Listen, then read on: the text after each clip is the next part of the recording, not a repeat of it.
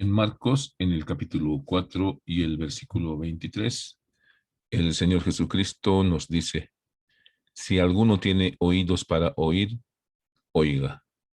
Y es tan importante este mensaje que se encuentra repetido en todos los versículos que están citados en esta parte inferior. Tengan ustedes un cordial saludo. Esta palabra oír no es la palabra que se refiere a la percepción del aparato auditivo de los sonidos. Esta palabra en el griego puede traducirse también como entender y como obedecer. Y qué importante es que además de oír lo que nos enseña el Señor Jesucristo, entendamos, comprendamos y obedezcamos su palabra. El día de hoy vamos a avanzar el tema de aparato de la audición. Aquí estamos nosotros en la Facultad de Medicina, Enfermería, Nutrición y Tecnología Médica de la Universidad Mayor de San Andrés. Somos del Departamento Facultativo de Ciencias Morfológicas, nuestra cátedra y el tema. Y el aparato auditivo es un complejo aparato que comienza en la parte periférica, en el oído, en el aparato auditivo que se encuentra en el hueso temporal, en las partes laterales del cráneo. De ahí parten las vías acústicas que se dirigen por el tallo cerebral hasta el cerebro, hasta llegar al centro auditivo primario, que como ustedes ya lo conocen, se encuentra en la cara superior de la primera circunvolución temporal a nivel de las circunvoluciones transversas de Heschel en el área 41 de Brodmann. Ahí está el trayecto del sonido hasta llegar al área 41 de Brodmann. Vamos a ver nosotros la parte periférica, puesto que la vía ya la hemos visto, sin embargo vamos a recordar un poco de aquello. Y en el aparato auditivo vamos a encontrar lo que se conoce con el nombre de oído externo, el oído medio y el oído interno. El oído externo está formado por el pabellón auricular o pabellón de la oreja y el conducto auditivo externo. El oído medio está formado por tres partes: la caja del tímpano, el conducto faringotimpánico y las cavidades mastoideas. Y por último, el oído interno, que está formado por un complejo laberinto óseo y membranoso donde se originan los nervios craneales, donde se origina el nervio craneal octavo par. Vamos a empezar a ver el pabellón auricular. Los pabellones auriculares se encuentran localizados en las partes laterales de la cabeza, se encuentran por detrás y por arriba de la región parotídea, ahí estamos viendo a la parótida, se encuentran por detrás de la articulación temporomandibular, detrás y debajo de la región temporal y delante de la región mastoidea. Esa es la localización del pabellón auricular, que tiene una forma aproximadamente ovalada y que es aplanado de lateral a medial. Sin embargo, si bien podemos decir que todos los pabellones auriculares tienen lo mismo, como verán ustedes en esta imagen, dentro de la similitud existen diferencias, al igual que en todo lo que tiene el ser humano, ¿sí? Esta oreja es igual que esta, sin embargo, podemos ver que tiene algunas particularidades que la diferencian de esta oreja. Lo propio esta con esta, ¿sí? Tienen hélix, tienen antihélix, tienen fosita navicular, pero la proporción de distribución es diferente.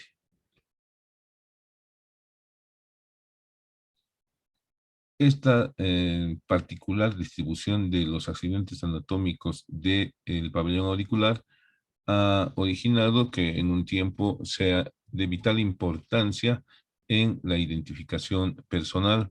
Además que el pabellón auricular no se puede cambiar fácilmente con cirugía estética. En el pabellón auricular vamos a encontrar una cara externa, que es esta que la estamos viendo, una cara interna, que es la que no estamos viendo y que está en relación con el cráneo. Y pues en la configuración externa vamos a encontrar una serie de elevaciones y depresiones que se forman por repliegues del esqueleto cartilaginoso. En primer lugar vamos a encontrar esta elevación que se encuentra rodeando prácticamente al pabellón auricular, que se denomina hélix, que comienza en este extremo que se denomina raíz del hélix, se continúa con todo el cuerpo y cola del hélix. Paralelo a esta elevación llamada hélix, tenemos esta otra elevación que se llama antihélix. El antihélix se caracteriza porque al llegar a su extremo anterior y superior se bifurca y está delimitando una depresión llamada fosita navicular o triangular. El antihélix se encuentra rodeando una gran depresión en el fondo de la cual encontramos el orificio del conducto auditivo externo. Esta gran depresión se denomina concha. Por delante de la concha vamos a encontrar una saliente que corresponde también a una saliente cartilaginosa y que se denomina trago. Frente al trago, por detrás, se encuentra otra saliente denominada antitrago y entre las dos se encuentra una escotadura, la escotadura del trago. En la parte inferior del pabellón auricular encontraremos una porción blanda que no tiene esqueleto cartilaginoso y que se denomina lóbulo auricular. Ahí están precisamente todos los nombres de las estructuras citadas para que ustedes puedan guiarse posteriormente. El pabellón auricular tiene un esqueleto cartilaginoso que nos presenta los mismos repliegues que hemos visto cuando está cubierto de piel. Pero como verán ustedes, en la parte inferior no hay esqueleto, lo que corresponde al lóbulo auricular.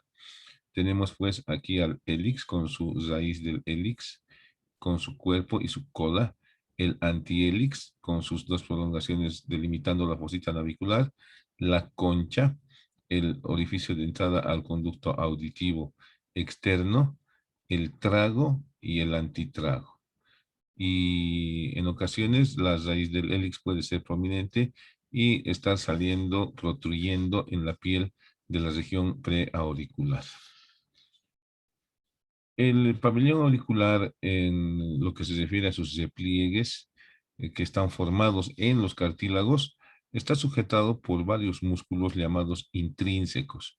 Tenemos a este que es el músculo menor del hélix, este que es el músculo mayor del hélix que se encuentra por delante del hélix en la parte anterior, en el inicio prácticamente. Tenemos el músculo del antitrago y el músculo del trago en la cara externa del pabellón auricular.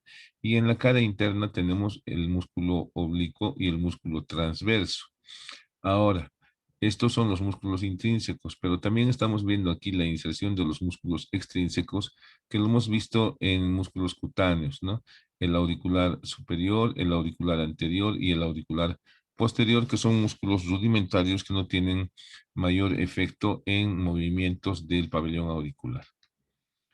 Además, el pabellón auricular de estarse continuando a nivel de la cabeza por medio de la piel, tiene dos ligamentos importantes. Uno anterior, que está partiendo del ángulo del hélix y del trago, y que se dirige hacia la apófisis cigomática. Es el ligamento anterior. Y hacia la mastoides de la convexidad de la concha está partiendo este otro ligamento, que es el ligamento auricular posterior. Estos dos ligamentos extrínsecos son los que están sujetando a el pabellón auricular al esqueleto de la cabeza. El pabellón auricular tiene que insertarse en las partes laterales de la cabeza entre dos líneas. Entre esta línea inferior, que es una tangente que está en relación con el ala de la nariz, y esta línea superior, que es una tangente que está en relación con la cola de la ceja. Entonces, la inserción está a nivel del ángulo de los párpados. En esa zona tiene que encontrarse el pabellón auricular. Entonces ustedes se preguntarán cuál es la importancia práctica de saber esto, aparte de la estética, que es la que más visible es, pues nosotros en el momento de atender a un neonato debemos asegurarnos que sus orejas estén normalmente insertas, porque cuando las orejas están por debajo de estas líneas de inserción, pues hablamos de orejas de inserción baja, y esas orejas de inserción baja pueden acompañar primero al síndrome de Down y segundo a otras alteraciones cromosómicas con retardo mental.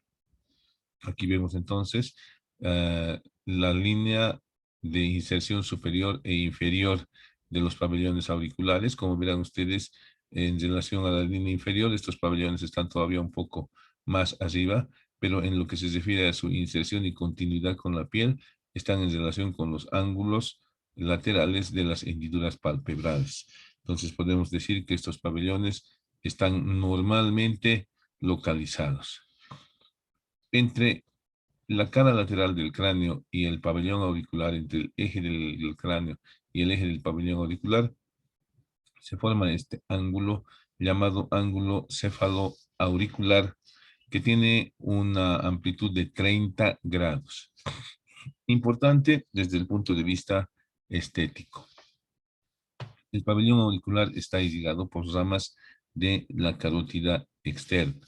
¿Cuáles son? Esas ramas son la temporal superficial y la auricular posterior. La temporal superficial, vean ustedes, está dando una rama superior, media e inferior para la cara externa del pabellón auricular. Sin embargo, estas ramas perforan el cartílago y se dirigen hacia la cara interna del pabellón auricular. Lo propio, las ramas de la arteria auricular posterior perforan el cartílago y se dirigen también a la cara externa del pabellón auricular. El retorno venoso también se realiza por medio de fundamentalmente esta vena temporal superficial. Aquí estamos viendo la vena temporal superficial con sus diferentes venas, superior, media e inferior. Y aquí estamos viendo la vena, la arteria auricular posterior, rama de la carótida externa, con sus diferentes ramificaciones para la pared interna. Entonces podemos resumir que la cara externa está irrigada por la temporal superficial y la cara interna por la auricular posterior, rama de la carótida. Además, el pabellón auricular presenta inervación muy en relación con el conducto auditivo externo, ¿sí? Esto que está en celeste está inervado por el nervio trigémino, por el nervio auriculotemporal específicamente. Esto que está pintado en amarillo está inervado por el nervio facial, el nervio llamado rama del conducto auditivo externo, ¿sí? Esto que está en rojo está inervado por el plexo cervical por medio de su nervio auricular y el fondo del conducto auditivo externo y la cara externa de la membrana del tímpano están inervados por el décimo par craneal por medio de su rama auditiva. Aquí vemos una inserción, o mejor dicho, un ángulo cefaloauricular muy amplio, ¿no? Lo cual desde el punto de vista funcional no tiene ninguna repercusión, sin embargo sí desde el punto de vista estético, y por esas razones que muchas veces se tiene que corregir este ángulo cefaloauricular exagerado. Aquí vemos un paciente con síndrome de Down. Vean ustedes las orejas de inserción baja por debajo de esta línea que parte del ala de la nariz. Lo propio en esta paciente, las orejas son de inserción baja. Bueno, esta es una imagen creada, pero podemos tener esta alteración en el tamaño de los pabellones auriculares. Vean ustedes cómo aquí los pabellones están muy separados, su ángulo cefaloauricular es superior a 30 grados y pues como les decía, eso más que todo influye en la estética, ¿no? Y esto también es algo que puede influir en la estética porque internamente pueden estar muy bien todas las estructuras correspondientes a la audición y al equilibrio. Sin embargo, ha habido una falta de desarrollo del pabellón auricular, ocasionándose esta agenesia del pabellón auricular. Aquí también lo propio. no hay pabellón auricular. Y todo esto, como les digo, más que alteraciones funcionales, ocasionan alteraciones psicológicas, puesto que se sienten inhibidos por no tener una orejita. Entonces, nosotros los humanos hemos ideado, en primer lugar, hacer unas prótesis de pabellón auricular en base a los cartílagos costales. Entonces, se tallaba los cartílagos costales, se ponía debajo de la piel y se hacía que crezca la piel para que se forme un pabellón auricular. Actualmente, gracias a la impresión en 3D, nosotros podemos imprimir un pabellón auricular tomando como base el pabellón normal. Entonces, estas son prótesis auriculares muy personalizadas que se pueden luego acomodar debajo de la piel y vean ustedes la maravilla que se puede hacer por medio de cirugía estética. Bueno, también es frecuente con relatividad los traumas del pabellón auricular. Como hemos visto, esta parte posterior está inervada por el nervio auricular del plexo cervical. Entonces, en el borde posterior del esternocleidomastoideo podemos bloquear ese nervio. La rama auricular del séptimo par craneal en el orificio estilomastoideo, que también es fácil de localizar. Y el trigémino, por medio de su rama auriculotemporal, que pasa por delante del pabellón auricular, también es fácil de localizar y de bloquear, y pues podemos bloquear de esa manera el pabellón auricular con anestésico local y pues realizar la limpieza quirúrgica, el cepillado, el igualar los bordes y finalmente suturar la piel.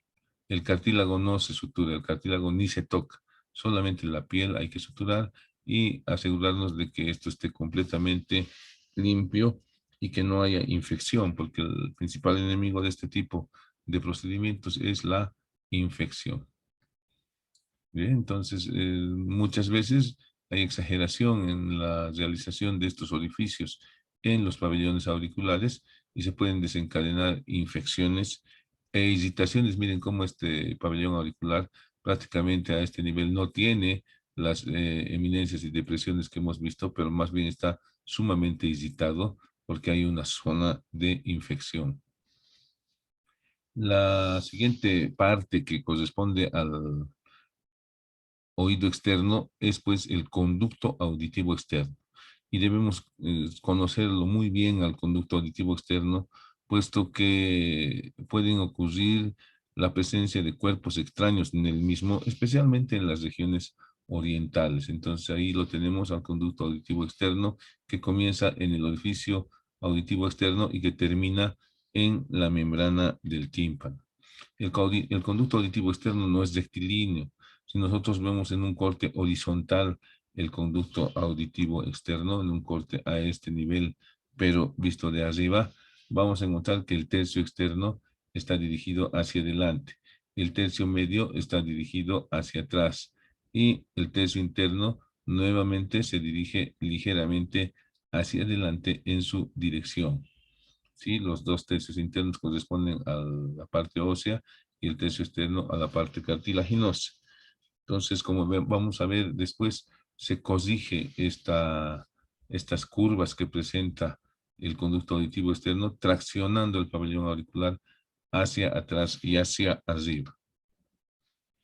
El pabellón auricular y el conducto auditivo externo están formados por un esqueleto cartilaginoso. El conducto auditivo externo tiene una estructura cartilaginosa, fibrocartilaginosa y ósea.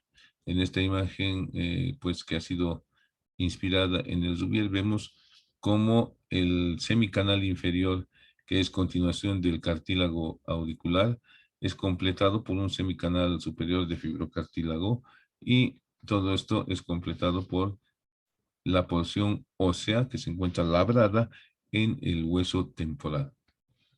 Entonces, vamos a encontrar en la estructura del conducto auditivo externo una parte externa que corresponde a una tercera parte que es fibrocartilaginosa y una parte interna que corresponde a los 2/3 de longitud del conducto auditivo externo, que es el conducto auditivo externo óseo. Pues ahí tenemos el conducto auditivo externo en su porción cartilaginosa, que es el tercio externo, y los dos tercios internos es su porción ósea. La longitud en promedio del conducto auditivo externo es de 25 milímetros. Sin embargo, como verán ustedes, la parte inferior del conducto auditivo externo se prolonga un poco más profundamente, haciendo que el piso sea un poco más largo. 25, unos 4 o 5 milímetros más largo. El conducto auditivo externo, así como lo estamos viendo, se encuentra detrás de la articulación temporomandibular, se encuentra por arriba de la parótida, se encuentra por debajo de la cavidad craneana, se encuentra por delante de la región mastoidea y las celdas mastoideas, como relaciones importantes. En la piel del conducto auditivo externo vamos a encontrar en su tercio externo la presencia de unos folículos pilosos con estos pelitos que sirven para evitar el ingreso de cuerpos extraños mayores a el conducto auditivo externo. Sin embargo, no siempre cumplen su función porque pueden introducirse, por ejemplo, pepas de cítricos, pueden introducirse incluso escarabajos y hasta arañas. Por eso les decía, en el oriente es donde más se ve que existen cuerpos extraños en el conducto auditivo externo. Además de estos pelitos que se encuentran como parte de la protección del conducto auditivo externo, vamos a encontrar también solo en el tercio externo la presencia de estas glándulas ceruminosas que van produciendo cerumen que le dan un aspecto de pH ácido un pH ácido al conducto auditivo externo y le hacen hidrófobo, puesto que rechazan el líquido. La unión entre la porción cartilaginosa con la porción ósea se denomina istmo y tiene 6 a 8 milímetros de diámetro. Y la porción más gruesa es la que está en relación con la membrana del tímpano, que tiene aproximadamente 1 centímetro de diámetro. Ahí estamos viendo precisamente las glándulas ceruminosas que producen normalmente el cerumen. Es normal el cerumen, no es anormal. Hay algunas personas obsesionadas con limpiarse el cerumen y se lesionan el conducto auditivo externo. El cerumen es normal. ¿Para qué? Para hacer que el conducto auditivo externo sea hidrófobo, es decir, que si le llega agua, pues el agua no se queda ahí, sale de ahí fácilmente porque no se adhiere ni a las paredes ni al tímpano. Y estas glándulas en ocasiones pueden producir en exceso su producto que es el cerumen y formarse verdaderos tapones, ¿no? Ahí estamos viendo precisamente un tapón ceruminoso. Y aquí estamos viendo cómo la examinadora está traccionando hacia arriba y hacia atrás el pabellón auricular para rectificar esas curvas que hemos visto que tienen normalmente y pues poder hacer una otoscopía. Y aquí vemos otro método más moderno de otoscopía, donde al otoscopio se le adjunta una cámara y pues por medio de esa cámara se puede ver una imagen más grande, ya sea en un ordenador, como en el caso que está en la diapositiva, o se puede conectar a una pantalla aún más grande, a una pantalla de 40, 50 pulgadas. Entonces, qué importante que nosotros sepamos que más allá de 2,5 centímetros no podemos introducir porque tenemos el riesgo de lesionar la membrana del tímpano.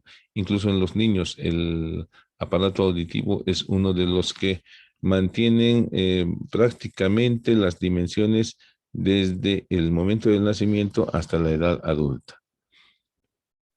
El siguiente, la siguiente estructura anatómica del aparato auditivo es la membrana timpánica. Esta membrana es fibrosa. Tiene un diámetro vertical de 10 milímetros, un diámetro anteroposterior de 9 milímetros y un espesor de 0,1 milímetros. Esta membrana timpánica se encuentra entre el conducto auditivo externo y la caja del tímpano.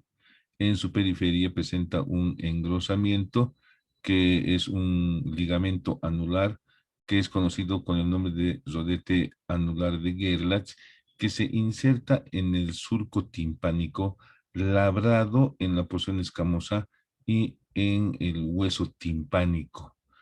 En la parte superior, en lo que corresponde al tegmen timpani, falta este surco timpánico, puesto que a este nivel se encuentra una porción de la membrana del tímpano que no es tensa y que se le llama parte flácida de la membrana del tímpano. Entonces, entre el martillo, entre el proceso corto del martillo y esas regiones donde ya no hay el surco, se desarrollan unos dos ligamentos que se llaman ligamentos tímpano-malleolares anterior y posterior. Los ligamentos tímpano-malleolares anterior y posterior se encuentran delimitando esa porción de la membrana del tímpano que se denomina parte flácida de la membrana del tímpano.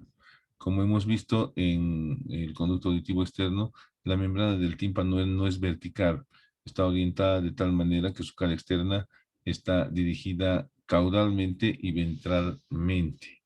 Entonces, tiene un ángulo de 45 grados aproximadamente con la horizontal, la membrana del tímpano. Estamos viendo la imagen otoscópica de la membrana del tímpano, donde vemos que es brillosa y en la parte anterior inferior nos va a presentar una zona luminosa que es el reflejo de nuestro instrumento de observación de la membrana que se denomina cono luminoso. Ahí estamos viendo una membrana del tímpano también real con la apófisis corta del martillo, los reflejos tímpano-malleolares, en la parte superior la parte flácida, en la parte inferior la parte que es resistente con su rodete anular insertándose en el surco timpánico labrado en la porción escamosa del temporal y en el hueso timpánico. Y en la parte correspondiente al tegmen tímpani, como habíamos dicho, no existe el surco timpánico y es en esa zona donde se encuentra la parte flácida de la membrana del tímpano. Ahora, si nosotros seguimos observando, vamos a ver un saliente que corresponde al mango del martillo. Si nosotros prolongamos esa saliente del mango del martillo que es vertical caudalmente, pues vamos a tener una línea vertical y pues a nivel de lo que se denomina ombligo de la membrana del tímpano, hacemos cruzar una línea que está transversal en relación a la línea vertical, pues dividiremos a la membrana del tímpano en cuatro cuadrantes, dos superiores, el antero superior y el póstero superior, y dos inferiores, el antero inferior y el póstero inferior. Como verán, más adelante, la parte superior está en relación con órganos internos de la caja del tímpano. En cambio, el cuadrante posterior inferior es prácticamente libre y ahí es donde se realiza lo que se conoce con el nombre de miringotomía o paracentesis de la membrana del tímpano para aliviar en caso de una otitis media supurada. Ahí están precisamente los cuadrantes antero superior, postero superior, antero inferior y postero inferior. Una imagen real de los mismos, donde habíamos dicho que en el cuadrante postero inferior es donde se puede realizar la paracentesis de la membrana del tímpano. La estructura de la membrana del tímpano, pues es, como hemos dicho, tejido fibroso. Ese tejido fibroso que tiene dos estratos, un estrato de fibras radiadas externo y un estrato de fibras anulares interno. Pero además, la cara externa de la membrana del tímpano está tapizada y cubierta por la piel del conducto auditivo externo, que en la región de la membrana del tímpano se hace más delgada. Y la cara profunda de la membrana del tímpano también está cubierta por la mucosa de la caja del tímpano. Entonces son tres estructuras que están formando la membrana del tímpano: su esqueleto fibroso, la mucosa de la caja timpánica y la piel del conducto auditivo externo. Epitelio plano poliestratificado no queratinizado y la mucosa es epitelio cúbico simple. Las fibras que constituyen la porción central son elásticas y colágenas. Entonces ahí está la membrana del tímpano con la piel del conducto auditivo externo, lo negro es el estrato radiado, lo blanco es el estrato anular y lo rojo es la mucosa, que es un epitelio cúbico de la caja del tímpano. La membrana del tímpano pues también está muy bien irrigada y precisamente cuando existen procesos respiratorios agudos como los resfríos y el mismo coronavirus, pues aumenta la vascularización de la membrana del tímpano y se la ve a la otoscopía muy congestionada. Entonces la arteria auricular profunda, rama de la maxilar, es la que va a ir a dar inervación a la mayor parte de la membrana del tímpano. Y aquí estamos viendo precisamente una imagen donde nos está mostrando en la escama y parte de la región mastoidea el surco timpánico. Ese surco timpánico que está también labrado en el hueso timpánico. Es donde se inserta la membrana del tímpano. Esta parte que corresponde al techo pues no tiene ese surco y ahí es donde se encuentra la parte flácida. El siguiente segmento es el oído medio y en el oído medio, como ustedes están viendo en esta imagen, vamos a encontrar como elemento central de la descripción a la caja del tímpano con sus huesecillos como contenido.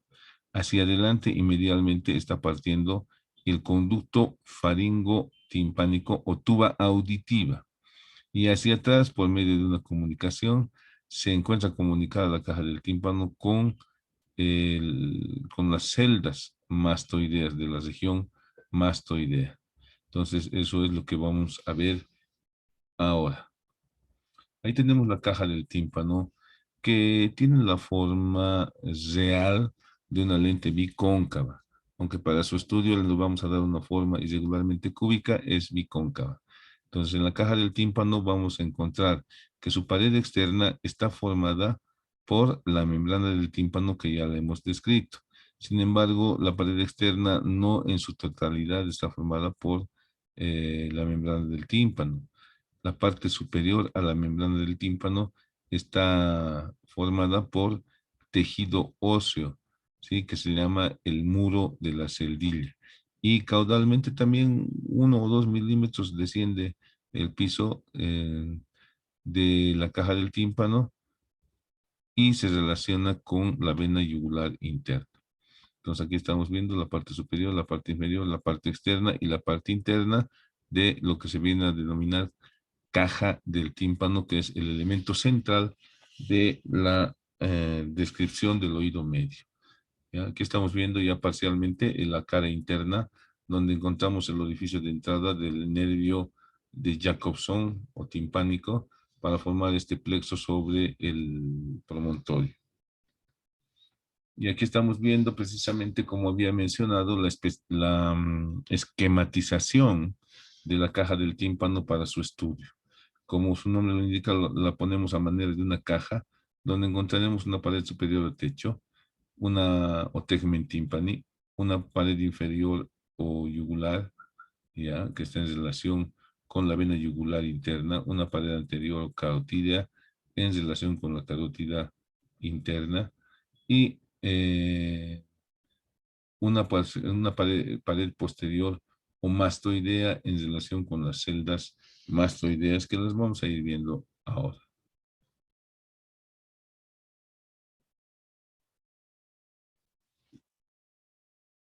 La pared interna o laberíntica nos presenta como elemento central de la descripción a esta eminencia que es denominada promontorio y que se encuentra en relación con la base del caracol.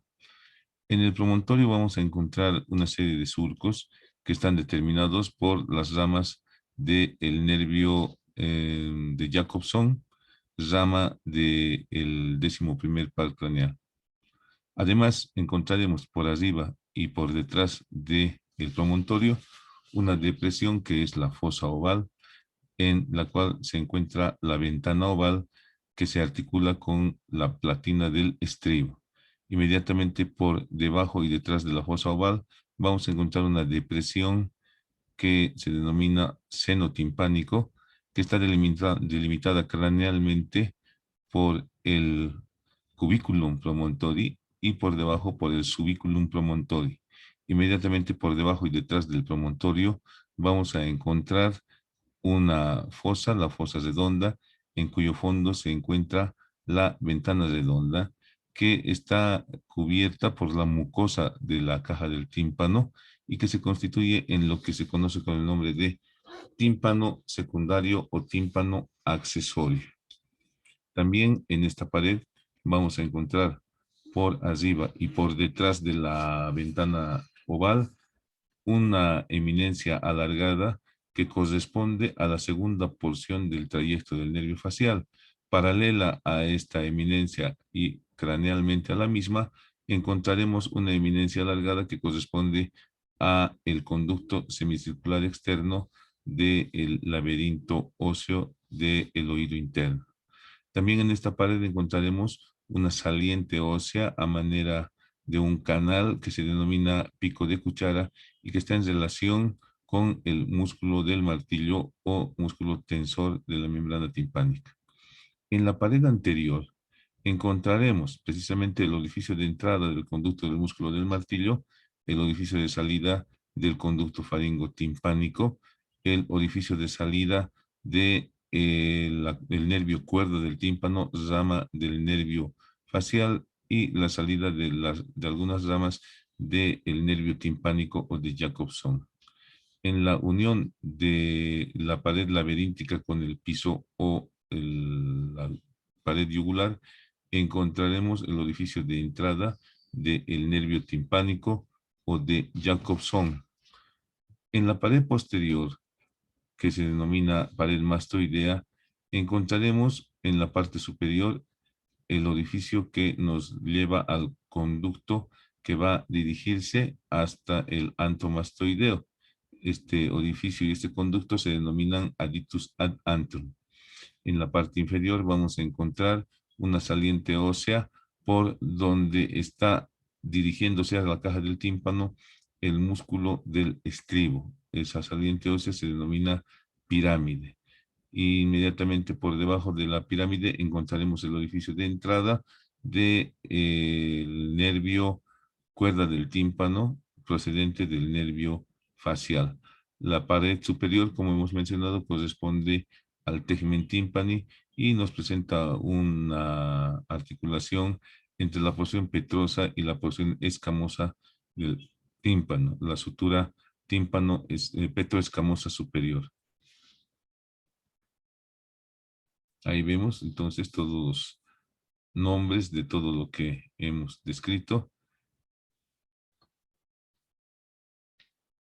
Y aquí vemos una imagen esquemática de un dibujo de la pared interna o laberíntica de la caja del tímpano.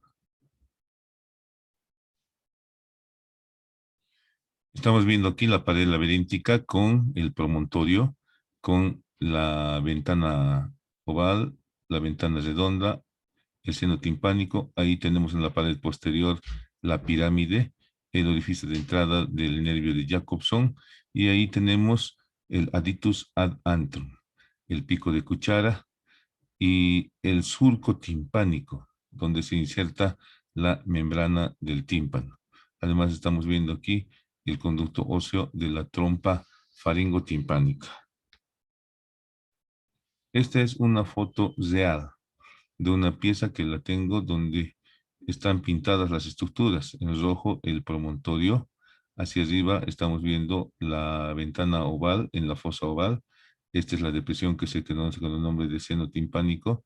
Este es el cubiculum promontori. Este es el subiculum promontori. Ahí vemos la fosa redonda con la ventana redonda, el pico de cuchara y el conducto óseo de la trompa faringo timpánica. Estas son las celdas mastoideas y aquí tenemos el antro mastoideo en estas estructuras. También se está viendo horadado el conducto óseo de la segunda porción del acueducto del nervio facial, ¿no? Que aquí estamos viendo ya en su orificio de salida. La caja del tímpano presenta un contenido que son la cadena de huesecillos, el martillo, el yunque y el estribo. Todos ellos están cubiertos por la mucosa de la caja del tímpano. Este es el músculo del martillo cuyo tendón termina en el hueso martillo, que es el tensor de esta estructura que es la membrana del tímpano. Y estamos viendo aquí individualmente al primer hueso, que es el martillo o malleus, que tiene una cabeza, un cuello y un mango. Este mango precisamente es el que se encuentra en el espesor de la membrana del tímpano. Esta es su apófisis externa. En la cabeza del martillo vamos a encontrar que mide aproximadamente 3 milímetros y que tiene una superficie articular conformada en silla de montar. El otro hueso es el hueso yunque o incus, que nos presenta un cuerpo, una rama corta y una rama larga. En el cuerpo vamos a encontrar que tiene una superficie articular formada en silla de montar para articularse con la cabeza del martillo. En la rama larga tiene una cabeza que tiene la forma de un segmento de esfera que se articula con el estribo. Y por último tenemos al estribo por su parecido con los estribos que se utilizan precisamente en la equitación, que tiene dos ramas unidas por una platina. ¿Sí? En la unión de las dos ramas vamos a encontrar una superficie articular, una cavidad glenoidea que está en relación con la superficie articular en segmento de esfera que presenta el yunque para formar esa articulación entre el yunque y estribo. La base del estribo, la platina del estribo, se va a articular por medio de un ligamento fibroso con la ventana oval, formando la sindesmosis tímpanostápedica. Ahí estamos viendo precisamente la membrana del tímpano en la cual se inserta el mango del martillo. Ahí está la apófisis externa del martillo y ahí está su otra apófisis larga. Ahí está el cuello del martillo y ahí está la inserción del músculo tensor de la membrana del tímpano. Aquí vemos la cabeza del martillo articulándose con el yunque en una articulación sinovial conformada en silla de montar. Además de la parte superior del yunque y del estribo, o del yunque y del martillo, están partiendo estos ligamentos que se dirigen hacia el techo de la caja del tímpano. Aquí estamos viendo un ligamento posterior del yunque y aquí vemos la articulación entre el yunque y el estribo, que como hemos dicho es una enartrosis de gran movimiento. Eso que vemos allá al fondo es la pirámide de donde está saliendo el músculo del estribo o relajador de la membrana del tímpano. Y allá estamos viendo la platina del estribo ocluyendo a la ventana oval por medio de esta sindesmosis tímpanostápedica. Aquí estamos viendo el promontorio de la pared interna y ahí está el orificio y el conducto de entrada del nervio timpánico o de Jacobson, rama del glosofaringio, que termina formando un plexo en el promontorio donde se encuentran los surcos para este nervio timpánico o de Jacobson, rama del glosofaringio. Aquí estamos viendo el nervio facial que está determinando esta saliente en la pared interna o laberíntica y esta otra saliente que ya la hemos descrito también corresponde a el conducto semicircular externo. En la pared posterior ahí estamos viendo el orificio de entrada al antromastoideo, el adictus ad antrum. Y estamos viendo también en la pared posterior el orificio posterior del nervio cuerda del tímpano que va a ir a anastomosarse con el nervio lingual. Aquí seguimos viendo entonces las articulaciones de estos huesos. El yunque y el martillo, hemos dicho una articulación sinovial en silla de montar.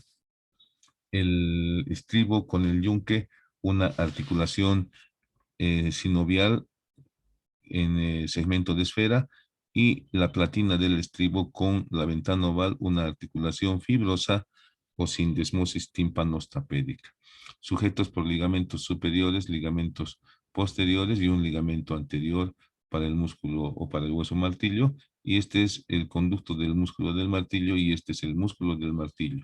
Este es la pirámide y este es el músculo del estribo o músculo relajador de la membrana del tímpano.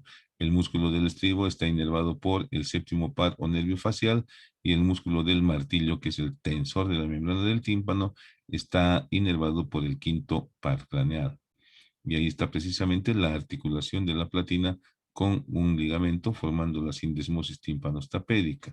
Entonces, toda esta cadena de huesecillos, al ser movida por la vibración de la membrana del tímpano, hacen que la platina del estribo impacte en la ventana oval, la cual está en contacto con el líquido perilinfático, y pues la platina del estribo hará que se mueva el líquido perilinfático del vestíbulo, y por la rampa vestibular irá al caracol, como veremos en los otros esquemas. Ahí están nuevamente la membrana del tímpano. Ahí vemos el nervio facial en el acueducto de Falopio, y ahí vemos esta arteria que se denomina estilo mastoidea, que está yendo a irrigar a la membrana del tímpano. Aquí tenemos la arteria timpánica, rama de la carótida, que también está viniendo a irrigar a la membrana del tímpano y a las estructuras que están dentro de la caja del tímpano. El martillo articulándose con el yunque con el estribo y el estribo con la ventana oval. Y aquí tenemos el adductus ad antrum, que es el conducto de comunicación entre la caja del tímpano y las celdas mastoideas. Y en esta pared anterior, como hemos dicho, tenemos por arriba el conducto del músculo del estribo y por abajo el conducto óseo de la trompa faringotimpánica, que se continúa con su porción cartilaginosa, como veremos al detalle un poco más adelante. Y precisamente aquí estamos. Aquí estamos viendo en el oído medio a el conducto faringotimpánico o tuba auditiva, que tiene una porción ósea y una porción cartilaginosa. Como su nombre lo indica, comunica la caja del tímpano con la faringe, con la nasofaringe. Y estamos viendo en este otro esquema cómo la porción ósea también está cubierta por una delgada capa de cartílago para continuarse con la porción cartilaginosa.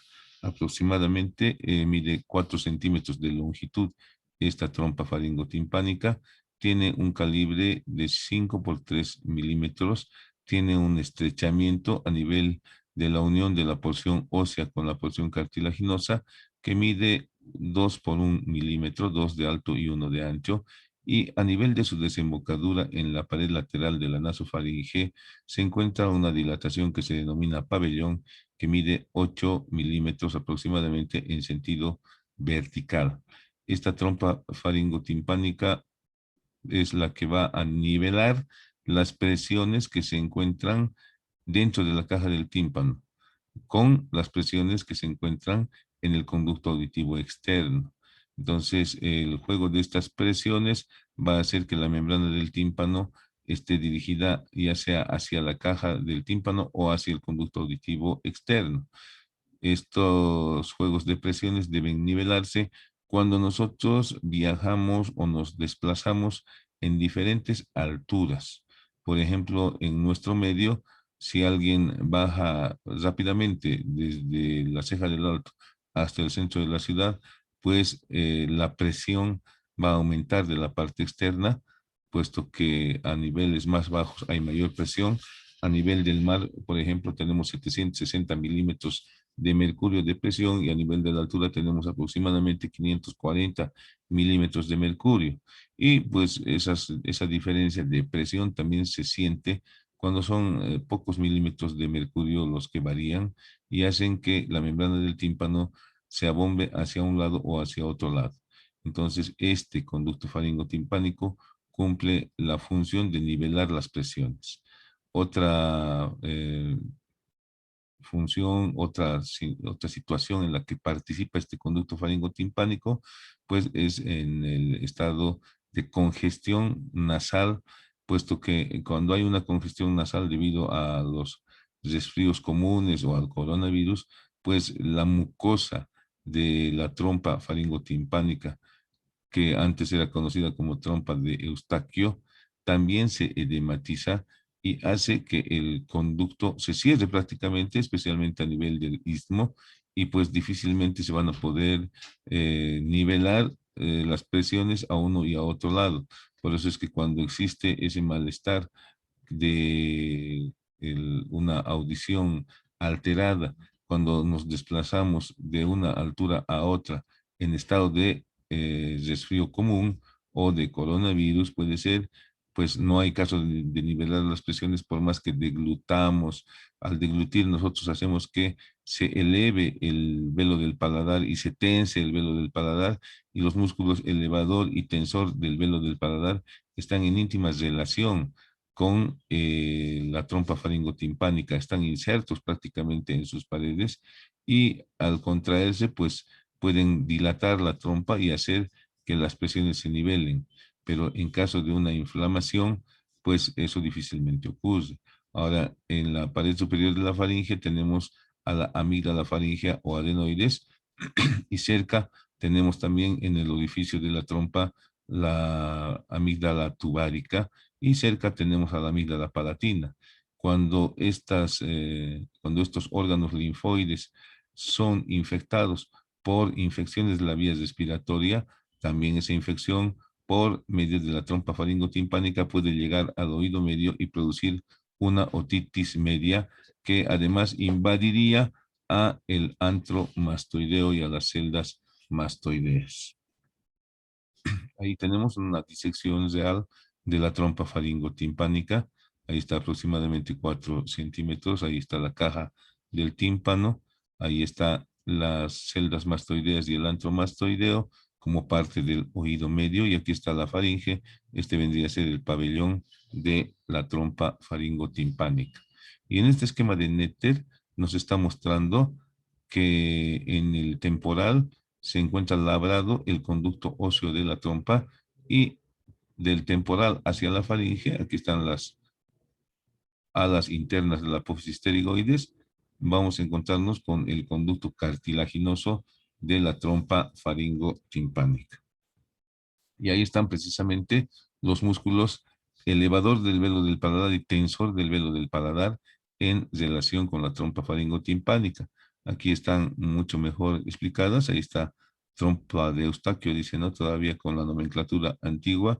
Y ahí está el elevador del velo del paladar y el tensor del velo del paladar. Cuando deglutimos, estos músculos que se insertan en la parte cartilaginosa de la trompa, pues hacen que la trompa pueda dilatarse. Sin embargo, si está inflamada la mucosa, pues no, aunque se dilate la trompa, la mucosa inflamada disminuye el calibre del conducto faringotimpánico, y no se puede lograr mejorar la presión, no se puede nivelar la presión entre la caja del tímpano y el conducto auditivo externo o canal auditivo, ¿no? Ahí está precisamente la trompa nivelando la presión de un lado y el conducto auditivo externo del otro lado. Y la desembocadura en la faringe se llama pabellón de la trompa. Y estamos viendo en este momento el pabellón de la trompa sin la mucosa. En la parte inferior del pabellón de la trompa, que tiene forma triangular, vemos a la eminencia que está producida por el paso del tendón o del músculo elevador del velo del paladar. Ya, hacia atrás vemos la saliente del cartílago de la trompa, y hacia adelante lo propio. Sin embargo, el cartílago de la trompa está levantando un pliegue en la mucosa de la nasofaringe que se llama pliegue salpingo-faringeo, en cuyo interior se encuentra precisamente este músculo salpingo-faringeo o faringoestafilino. El borde anterior está formado por otro pliegue, el pliegue salpingo-palatino de la trompa al paladar o palato estafilino. Y ahí tenemos en este esquema del Netter precisamente los tres pliegues que están delimitando el orificio de la trompa, ¿no? El pabellón de la trompa. El pliegue palato estafilino o salpingo palatino, el pliegue faringo estafilino o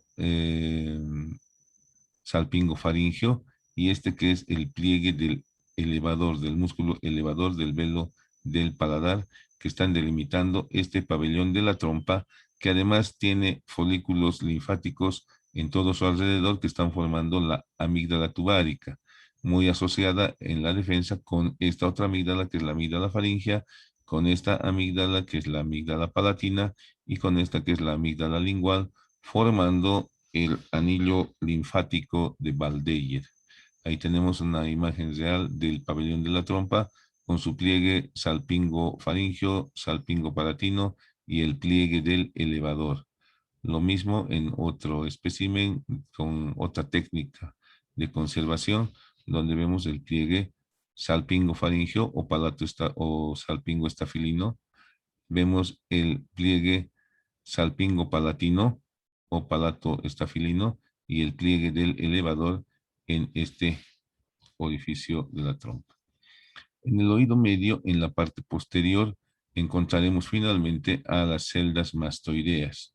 Estas celdas o cavidades mastoideas que pueden ser más numerosas o menos numerosas de acuerdo al individuo, se constituyen también en una caja de resonancia para los sonidos.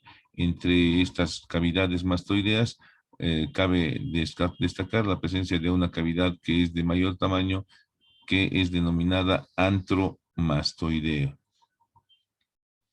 Y precisamente en esta imagen estamos viendo hacia adelante el aditus adantrum, estamos viendo el antromastoideo y las celdas mastoideas que se describen como si estuviesen alrededor del antromastoideo en anteriores, posteriores, superiores, inferiores o mastoideas laterales y mediales. Esas celdas entonces vienen a ser la caja de resonancia, pero también vienen a ser una especie de depósito de material purulento en caso de una infección que puede avanzar desde la vía respiratoria hasta el oído medio y producir la otitis media. Ahí vemos precisamente cómo se está resolviendo por vía mastoidea una otitis media crónica. También por esta vía mastoidea se pueden hacer timpanoplastías en caso de que la otitis media haya hecho estallar en algún momento la membrana del tímpano. Y por último tenemos el oído interno. El oído interno que se encuentra profundamente localizado y que está formado por un laberinto óseo y un laberinto membranoso. Tanto en el laberinto óseo como en el membranoso vamos a encontrar esta estructura que es el caracol, que está en relación con la audición. Esta otra estructura que es el vestíbulo, que tiene adosados a los conductos semicirculares, los cuales están en relación con el equilibrio. Pues en el oído interno vamos a encontrar lo que se conoce con el nombre de laberinto óseo. En el laberinto óseo vamos a encontrar, en primer lugar, el caracol, ya que es un conducto óseo que da 2,5 vueltas, cuya base hemos dicho que se encuentra en relación con el promontorio. Ahí está, con el promontorio de la pared laberíntica de la caja del tímpano. Encontramos un segmento intermedio que es una cavidad ovoidea llamada vestíbulo óseo, y en torno al vestíbulo óseo vamos a encontrar los conductos semicirculares superior o anterior, posterior y externo. Cada uno de estos conductos semicirculares tiene una rama con una ampolla, la rama ampular, y otra rama no ampular. Como ustedes están viendo en este esquema de Netter, las ramas no ampulares del conducto semicircular superior y del conducto semicircular inferior o posterior están unidas en una sola rama. En cambio, el conducto semicircular externo tiene su rama no ampular y su rama ampular independientes. En el vestíbulo vamos a encontrar la presencia de la ventana oval. La ventana oval que, como hemos mencionado, se encuentra en relación con la platina del estribo. Y por debajo vamos a encontrar a la ventana redonda o coclear en relación con el tímpano secundario. Si hacemos memoria, pues habíamos encontrado el promontorio que está determinado por la base del caracol. Habíamos encontrado por arriba y por detrás del promontorio a la fosa oval con la ventana oval. por detrás del promontorio a el seno timpánico y por detrás y debajo del promontorio a la ventana redonda.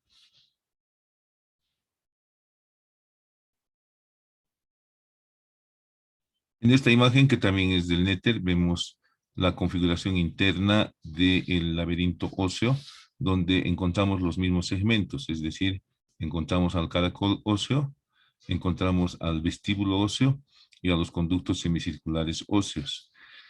Veremos que el vestíbulo tiene una pared externa que está en relación con el fondo del conducto auditivo interno. En esta pared vamos a encontrar una, dos, tres depresiones. Estas están relacionadas. Una depresión posterior, que se denomina receso elíptico o uticular, que está en relación con la porción uticular del nervio vestíbulo coclear. Luego tenemos una fosita que se llama receso esférico o sacular en relación con el sáculo, y debajo y detrás encontramos el receso coclear en relación con la cóclea. Y detrás del receso coclear vamos a encontrar el orificio del conducto vestíbulo mastoideo, ¿sí? Encontramos entonces aquí los conductos semicirculares con sus porciones ampulares y sus porciones no ampulares. Y en el caracol estamos viendo cómo a partir del vestíbulo, aquí está la ventana oval, a partir del vestíbulo se está generando esta rampa, que es la rampa vestibular. Esta rampa vestibular asciende hasta el vértice del caracol, y una vez que llega al vértice del caracol se comunica con la rampa timpánica. La rampa vestibular se comunica con la rampa timpánica y va descendiendo la rampa timpánica, va descendiendo la rampa timpánica hasta ponerse en contacto con el tímpano accesorio. En el tímpano accesorio, el líquido perilinfático, al ser impactado por el estribo en el vestíbulo, hace que esa onda vaya desplazándose a lo largo de la rampa vestibular del caracol, y una vez que llega al vértice, a nivel del helicotrema, se comunican la rampa vestibular con la rampa coclear, y el líquido, la onda del líquido va descendiendo por la rampa coclear, y al llegar esa onda al tímpano accesorio, pues se atenúa. Esa es la función del tímpano accesorio. Y aquí vemos precisamente al caracol con su eje, que es el modiolo o columela. Vemos que está formado también por una lámina espiral. En este caso estamos viendo ya las tres rampas, estamos viendo el laberinto óseo y el laberinto membranoso en el caracol. Sin embargo, lo que quiero llamar la atención en este caso es esta saliente que presenta el eje del caracol a manera de la saliente de un tornillo, que es la lámina espiral. Esa lámina espiral está dividiendo en el caracol óseo una rampa vestibular y una rampa timpánica. Y a nivel del helicotrema se comunican estas dos rampas, como ya habíamos mencionado. Aquí está precisamente un desglose de todo el caracol, donde encontramos la parte central, que es el eje, que es el modiolo o columela, que tiene numerosos orificios alrededor de esta superficie porosa, y numerosos orificios en su base. Ahora, vean ustedes que han separado esto que está alrededor de las 2,5 vueltas del caracol, que es la lámina espiral. La lámina espiral y el modiolo aquí están juntas, y están separando la rampa vestibular de la rampa timpánica, ¿no? Entonces estamos viendo que la parte periférica del caracol, esta parte, está formada por esta lámina que se llama lámina de los contornos, ¿sí? Entonces ahí está el caracol completo, ahí está la lámina espiral que está dividiendo a el caracol en una rampa vestibular, la superior, y una rampa timpánica, la inferior. Rampa vestibular y rampa timpánica. Y ahí vemos una preparación del caracol en yeso, magnífica realmente, porque es muy difícil trabajar ya sin hacer este tipo de modelos, esta región del organismo, y se han dado todo el trabajo de realizar una disección y sacar un molde del caracol. Y aquí tenemos una imagen del caracol con otra técnica dando una, dos vueltas y media. El fondo del conducto auditivo interno. Aquí lo tenemos al fondo del conducto auditivo interno, donde vamos a encontrar una rampa transversal que está separando una porción superior de una porción inferior. Y también vamos a encontrar que tanto en la rampa superior como en la rampa inferior a veces se presenta una cresta vertical. De todas maneras, el fondo del conducto auditivo interno está dividido en 4 cuadrantes. Un cuadrante antero superior, un postero superior, un antero inferior y un postero inferior. En el cuadrante antero superior se encuentra la salida del nervio facial. En los dos cuadrantes posteriores, el postero superior y el postero inferior, se encuentra la entrada, en este caso, de los componentes vestibulares, saculares y utriculares del nervio vestibular. Y por la depresión antero-inferior, que tiene la forma de un caracol, pues está saliendo el nervio coclear o auditivo. Ahora, en la pared posterior del conducto auditivo interno, cerca al fondo, se puede encontrar un orificio accesorio denominado foramen singulare de Morgani, que está dando paso a un contingente de nervios proveniente del ampolla del conducto semicircular inferior. Entonces ahí vemos en el fondo del conducto auditivo interno las relaciones de estas estructuras. Y aquí vemos en este esquema todo lo que es el laberinto membranoso, donde encontraremos que a nivel del vestíbulo hay la siguiente variante. En el vestíbulo, en la porción vestibular, el laberinto membranoso se divide en dos, en una cavidad que está recibiendo a los conductos semicirculares que se denomina utrículo, y en otra pequeña cavidad que está en relación con el caracol que se denomina sáculo. Entre los dos hay un conducto utrículo sacular, y de ese conducto utrículo sacular se está desprendiendo este otro conducto que es el acueducto del vestíbulo, que termina en el fondo de saco endolinfático en la cara posterior superior del peñasco del temporal. El sáculo se une al caracol membranoso por medio de este conductito que se denomina canalis reuniens, descrito por un anatomista llamado Hensen. En los conductos semicirculares membranosos, en la porción ampular, vamos a encontrar la presencia de unas salientes, por lo cual se han denominado crestas ampulares. Estas crestas ampulares son las que contienen las células neuroepiteliales que van a convertir el movimiento del líquido endolinfático en estímulos eléctricos que pueden ser conducidos a través del nervio vestibular. A nivel del utrículo y del sáculo, vamos a encontrar unas manchas, unas marcas llamadas máculas, donde también existen células neuroepiteliales que convierten el movimiento en electricidad para que pueda ir transportada por el nervio vestibular hacia los centros nerviosos. En la rampa coclear, nosotros vamos a encontrar el órgano de Corti. En esa rampa coclear es donde se produce el cambio de movimiento por estímulos eléctricos que van a ser interpretados como sonidos en el área 41 y 42 de Brodmann. Estamos viendo también en este esquema cómo la platina del estribo está impactando con la ventana oval, y esta ventana oval se encuentra en relación con el vestíbulo, y precisamente por estar en relación con el vestíbulo, el líquido perilinfático que está por fuera del laberinto membranoso es movido y se produce una ola que va a desplazarse por la rampa vestibular. Se desplaza la ola por la rampa vestibular hasta llegar al vértice del caracol, y en el vértice del caracol, por el helicotrema, se comunica con la rampa timpánica, y por la rampa timpánica la onda va descendiendo en sentido contrario hasta llegar a la ventana redonda, donde al impactar con esta se atenúa el sonido. En esta rampa timpánica, muy cerca al orificio de la ventana redonda, se encuentra un conducto, el conducto perilinfático.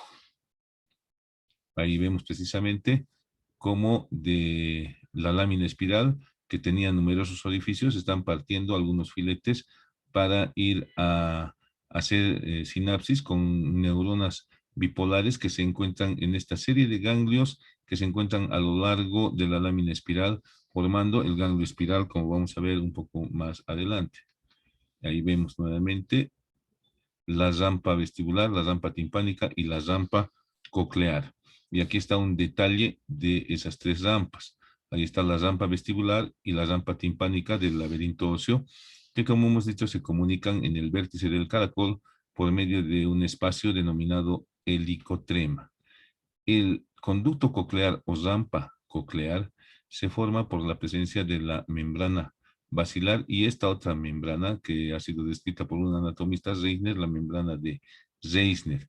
Entonces, esta membrana de Reisner y esta membrana basilar están delimitando esta nueva rampa, que es la rampa coclear, en la cual vamos a encontrar tres hileras externas y una hilera interna de células neuroepiteliales con cilios cubiertos por esta membrana que se denomina membrana tectriz. En el conducto coclear se desplaza el líquido endolinfático. En la rampa vestibular y la rampa timpánica se desplaza el líquido perilinfático. Entonces, el sonido al llegar a la rampa vestibular, pues va a mover esta membrana de Reisner que es flexible y va a mover el líquido endolinfático que va a impactar con los cilios de estas células neuroepiteliales auditivas. Estas células neuroepiteliales auditivas van a convertir ese estímulo de movimiento que proviene de la sonoridad, van a convertir en estímulo eléctrico que va a hacer sinapsis con las neuronas bipolares que se encuentran en estos ganglios espirales, en todo el ganglio espiral o de Corti. Ahí tenemos precisamente un esquema más detallado de lo que son las células neuroepiteliales cubiertas por esta membrana tectriz que está impactando con estos cilios y estos cilios están convirtiendo ese impacto de movimiento que transmite la sonoridad en electricidad para ir a hacer sinapsis con estas neuronas bipolares. Ahí están las neuronas bipolares con sus botones sinápticos. Ahí tenemos otro detalle más artístico y pues ahí está lo que ocurre, ¿no? Ocurre que en la rampa vestibular es impactado por la platina del estribo. El líquido que se encuentra en la rampa vestibular es movido y a nivel de este espacio que es el helicotrema se continúa con la rampa timpánica que va a amortiguarse en el tímpano accesorio. Y ahí al centro queda el órgano de Corti, el caracol membranoso. En esta imagen estamos viendo cómo se produce aquello, ¿no? Ahí está impactando el sonido, haciendo que la cadena de huesecillos se mueva y la platina del estribo moviendo el líquido perilinfático de la rampa vestibular, que como hemos visto llega al helicotrema, desciende por la rampa timpánica y en el tímpano accesorio pues se atenúa esta ola y al medio queda la rampa coclear. Pues bien, de esa rampa coclear están originándose por medio de un ganglio espiral el nervio auditivo y de los conductos semicirculares y del sáculo y el utrículo se está originando el nervio vestibular que tiene sus células ganglionales a nivel del ganglio vestibular o de Scarpa. Ahí tenemos una imagen más parecida a la realidad donde vemos el ganglio espiral de Corti como primera neurona de la vía auditiva o acústica. Y aquí tenemos el ganglio de Scarpa como primera neurona de la vía vestibular. Y precisamente aquí lo estamos viendo al detalle al ganglio espiral o de Corti, originando este nervio, el nervio acústico. Y aquí lo estamos viendo al nervio vestibular originándose precisamente de las crestas ampulares y de las máculas del sacro y el utrículo, que están formando este ganglio vestibular o de Scarpa, que es la primera neurona de la vía del equilibrio. Ahí vemos llegar el sonido, cómo se mueven los huesecillos, cómo viaja el sonido a través del caracol, cómo viaja a través de el nervio estatoacústico o auditivo. Y ahí está el fondo de saco endolinfático que se encuentra pues precisamente en la cara posterior superior, aquí está cara antero superior, cara posterior superior del peñasco del temporal.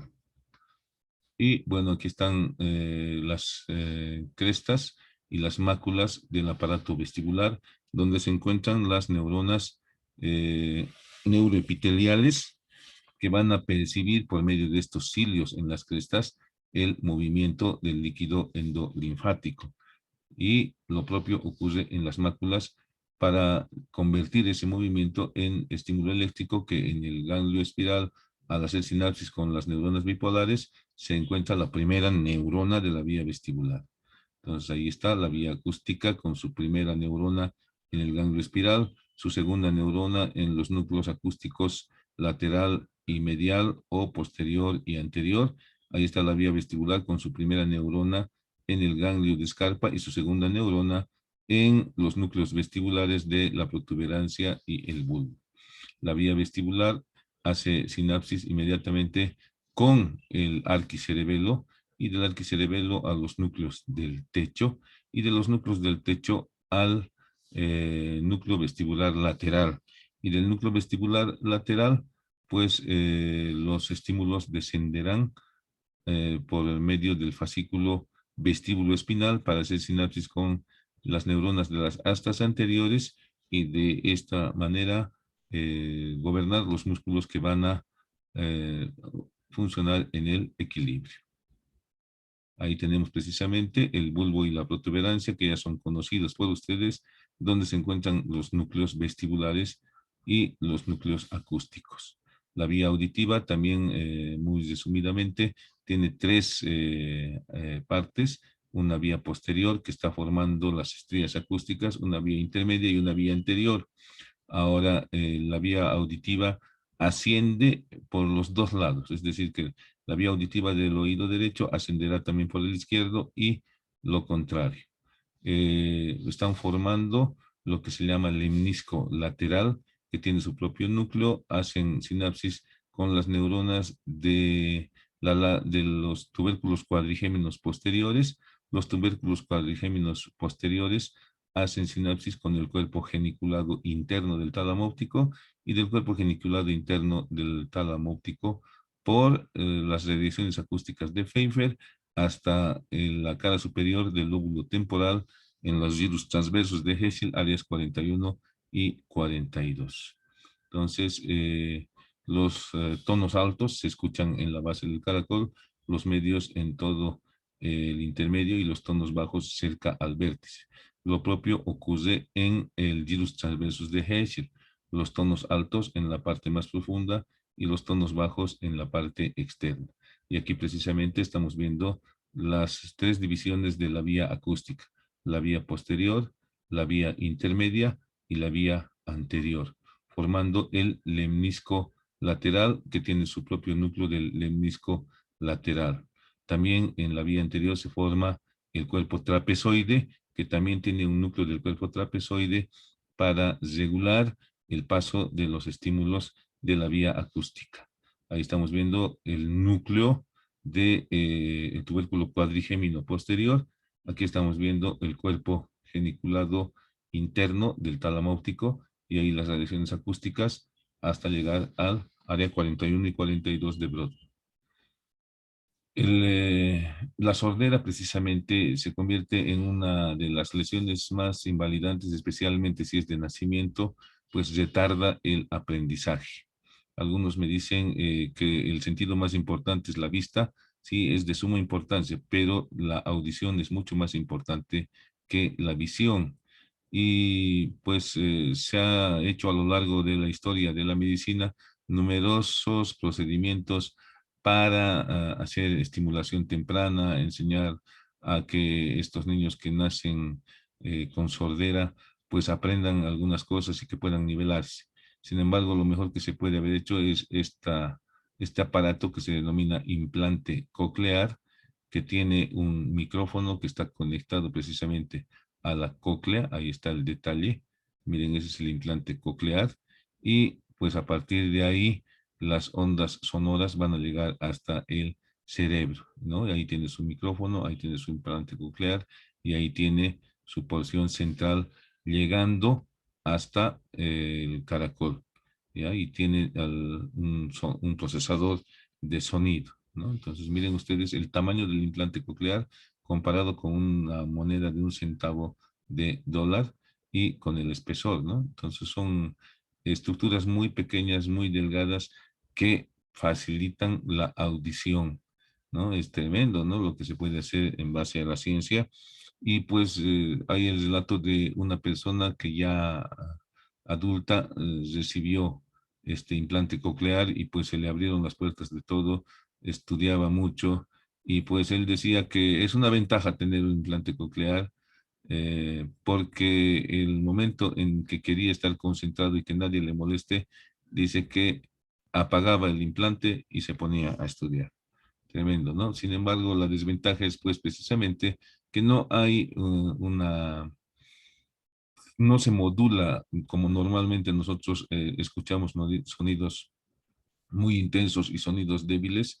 No, es como es un micrófono, todo llega con la misma intensidad. Entonces aquí estamos viendo precisamente el mecanismo de la audición, cómo las ondas sonoras están llegando al pabellón auricular y del pabellón auricular están introduciéndose hacia el conducto auditivo externo. Del conducto auditivo externo, seguramente estas ondas van a hacer impacto con la membrana del tímpano y van a hacer que la membrana del tímpano vibre. Y al vibrar la membrana del tímpano, impacta con la cadena de huesecillos y estas articulaciones van a hacer que se mueva la platina. El tensor de la membrana del tímpano o músculo del martillo actúa cuando los sonidos son muy leves y el relajador de la membrana del tímpano o músculo del estribo actúa cuando los sonidos son muy intensos, atenuando esta vibración. Como hemos visto, esta vibración impacta en el vestíbulo y por la rampa vestibular asciende la onda del líquido perilinfático y por la rampa timpánica desciende y esa onda se atenúa en la ventana redonda donde se encuentra el tímpano accesorio. Entonces aquí se genera, este movimiento genera estímulos eléctricos que van a ir por la vía acústica hasta el tallo cerebral y hasta el sistema nervioso central en sus localizaciones superiores, como hemos visto, tubérculos cuadrigéminos posteriores, en el cuerpo geniculado medial, en el área 41 y 42 de Brodmann. Aquí nos está dando un detalle de los hercios que son captados en los diferentes segmentos, ¿no ve?